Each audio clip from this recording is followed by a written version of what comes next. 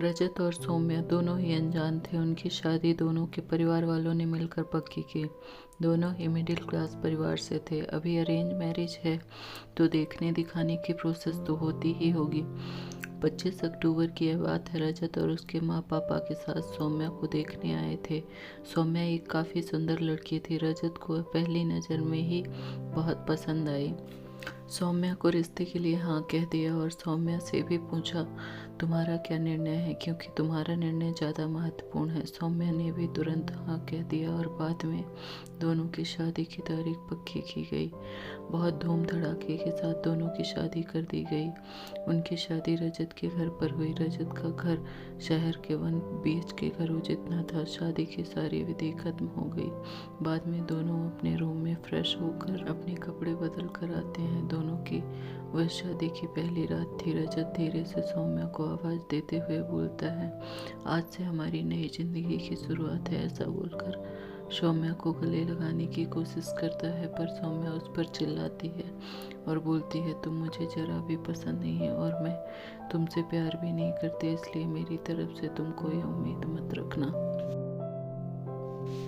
रजत उसकी बातें सुनकर हैरान हो गया, पर हिम्मत करके उसने सौम्या को पूछा, सौम्या अगर ऐसा ही था तो तुमने मुझसे शादी क्यों की? मैंने तुम्हारे साथ ज़बरदस्ती नहीं की थी, मैंने पूछा भी था तुम्हें, फिर तभी क्यों तुमने हाँ कहा? इस बात पर सौम्या बोली, मुझे कुछ मत पूछो, 2-3 महीने एडजस्ट करो और उसके बाद हम डिवोर्स लेकर अलग हो जाएंगे। यह सुनकर रजत को धक्का लगा। उसने सौम्या को समझाने की बहुत कोशिश की, पर उसने रजत की कोई भी बात नहीं सुनी और वह उसके निर्णय पर डटी रही। रजत उसे बोला, ठीक है, तुम्हें यही ठीक लगता है तो यही करेंगे, पर मेरी एक बात मानोगी क्या? सौम्या बोलती है, क्या? रजत बोला कि एक छोटी सी मदद करोगी? जब तक माँ पापा यहाँ हैं तब तक तुम यहीं पर रहोगी। एक बार वह गांव चले गए तो फिर सब तुम्हारे मुताबिक ही होगा। वह तैयार हो गई इस बात पर और दोनों सो गए। हर रोज का दिखावा उनका चालू था। माँ पापा के सामने पति पत्नी की तरह रहना उनको समझ में नहीं आया, इसलिए उनके सामने नाटक करना। ऐसे करते करते दिन खत्म होने लगे। दोनों ही नौकरी करते थे। फिर रोज़ के टाइम टेबल के अनुसार अपना अपना काम खत्म करके काम पर जाना। रजत रोज सौम्या से प्यार से बोलने की कोशिश करता था, पर सौम्या रजत को अनदेखा करती थी, क्योंकि सौम्या की एक ही इच्छा थी कि उसको जल्दी शादी नहीं करनी थी। घर के लोगों का मन उसे नहीं दुखाना था, इसलिए वो शादी करने के लिए तैयार हो गई। पर शादी के बाद भी वो फिर से अकेली रहने का विचार करती थी, क्योंकि उसे खुद की लाइफ किसी के साथ शेयर नहीं करनी थी। जैसे तैसे उसके दिन धकेल रही थी। रजत मात्र उसे हमेशा अपनी पत्नी का दर्जा देने का प्रयास कर रहा था, पर सौम्या कभी भी रजत को पति का दर्जा नहीं देती थी। एक दिन फर्श पर पानी गिरा हुआ था, तब सौम्या का पैर उस पर अचानक से फिसला और उसका पैर फ्रैक्चर हो गया। रजत तुरंत उसे डॉक्टर के पास लेकर गया। उसका इलाज हुआ। डॉक्टर का कहना था पैर पर जरा सा भी जोर नहीं देना है, उसकी काफ़ी देखभाल करने के लिए बोलते हैं। फिर क्या, रजत उसका बहुत ख्याल रखने लगा। हर रोज़ उसके पैर की मालिश करता था। उसका पैर फ्रैक्चर होने के कारण उसे ठीक से खड़ा भी नहीं हुआ जा रहा था। घर के काम और खाने की जिम्मेदारी रजत पर आ गई, पर रजत को तो पहले से ही इन सब की आदत थी, इस वजह से उसे कोई दिक्कत नहीं हुई। रजत रोज खाना खुद ही बनाया करता था। उसके माँ पापा भी उसे थोड़ा घर के काम में मदद करते थे। काम पर जाने से पहले सौम्या के लिए नाश्ता और खाना बनाकर खुद के हाथों से उसे नाश्ता खिलाता और फिर काम पर जाता था। टाइम पर उसे फ़ोन करके दवाई लेने के लिए याद दिलाता था। काम पर से आने के बाद सबसे पहले उसके पैरों की मालिश करता था, उसे थोड़ा चलने के लिए मदद करता था।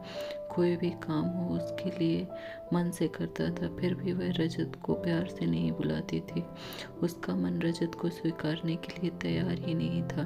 एक दिन सौम्या को देखने के लिए उसकी सहेली आई। उनकी बातचीत चालू थी, तब रजत दोनों के लिए नाश्ता बना कर लाया। फिर वो सौम्या से बोला, मैं जरा मार्केट से हो आता हूँ, थोड़ा सामान लाना है, तुम दोनों को कुछ चाहिए तो बता दो। सौम्या बोलती है नहीं अभी कुछ नहीं चाहिए, तुम जा कर आओ। सौम्या की सहेली को रजत को ऐसे नाश्ता लाते देखकर धक्का लगा। उसने सौम्या को पूछा, सौम्या घर के काम सब तुम्हारा पति ही करता है क्या? हाँ वही देखते हैं। मेरा पैर फ्रैक्चर होने के बाद से सौम्या की सहेली सौम्या को बोलती है कि तुम बहुत खुशनसीब हो जो तुम्हें इतना प्यार करने वाला पति मिला है। सौम्या के चेहरे पर मात्र प्रश्न चिन्ह था। तभी सौम्या बोली, इसमें इतना खुशनसीब होने जैसा क्या है? उसकी सहेली बोली, अरे मेरा पति मुझे पूछता तक नहीं है कि कैसी हो तुम, खाना खाया कि नहीं, और मेरे पति ने आज तक कभी मुझको चाय तक नहीं पिलाई। मुझे भी लगता था मेरा पति भी मेरा ख्याल रखे, ज़्यादा कुछ नहीं, पर प्यार भरे शब्द ही बोले तो वही बहुत है मेरे लिए। बहुत इच्छा होती थी यार, पर उसकी बजाय मुझे हमेशा निराशा ही मिली। बहुत मन दुखता है मेरा। यह सब सुनकर सौम्या विचार में डूब गई। उसके मन में रजत के प्रति प्यार जागने लगा। रजत का प्यार उसकी आंखों के सामने आने लगा। वह उस पर जान छिड़कता है, यह उसे समझ आने लगा। अभी धीरे धीरे सौम्या को भी रजत से प्यार होने लगा था। वो उस पर विश्वास करने लगी थी। रजत के मन पर मात्र एक ही डर था कि माँ बाप गांव गए तो हमारा डिवोर्स हो जाएगा, सौम्या मुझे छोड़कर चली जाएगी और समाज में मेरी बेइज्जती हो जाएगी। तभी माँ पापा रजत को बोलते हैं कि अभी हमें गाँव जाना है, थोड़े दिन रह कर खेती वगैरह करके आते हैं। रजत उनको जाने नहीं देना चाहता था और उनको डिवोर्स के बारे में भी बता नहीं सकता था। रजत सोच रहा होता है कि अभी सौम्या को सब कैसे पूछे, कैसे बोलूं उसके साथ। ऐसे सोचते सोचते ही सो जाता है। सुबह उठता है तो देखता है कि सौम्या बहुत जल्दबाजी में थी। वह जॉब पर जाने के लिए निकलती है। तब जाते जाते सौम्या बोली कि रजत टिफिन बना कर रखा है, लेकर जाना, कपड़ों को इस्त्री करके रख दिया है और नाश्ता भी करके जाना, और हाँ आज घर पर जल्दी आना। यह बोलकर निकल गई। रजत मन में ही सोचने लगा, जिसने आज तक एक गिलास पानी तक नहीं दिया, आज अचानक कैसे, उसने इतना सब कैसे किया। रजत का मन बहुत अशांत हो गया। वह भी सब काम करके ऑफिस के लिए निकल गया।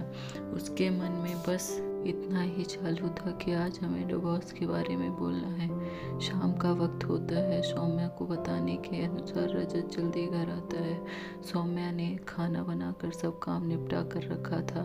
घर पर आते ही उसे चाय देती है। यह सब रजत के लिए नई बात थी।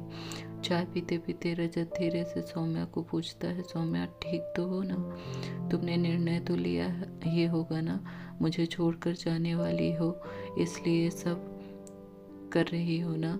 इस पर सौम्या बोलती है, मैंने अपना फैसला ले लिया है और मैं कहीं पर भी नहीं जा रही हूँ।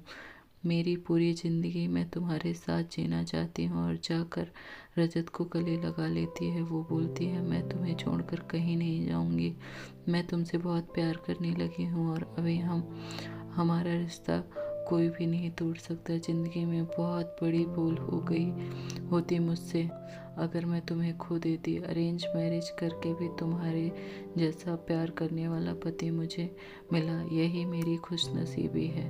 अगर आपको हमारी स्टोरी शादी के बाद प्यार अच्छी लगी हो तो अपने दोस्तों के साथ भी शेयर कीजिए और कमेंट में ज़रूर बताइए कि कैसी लगी हमारी ये कहानी।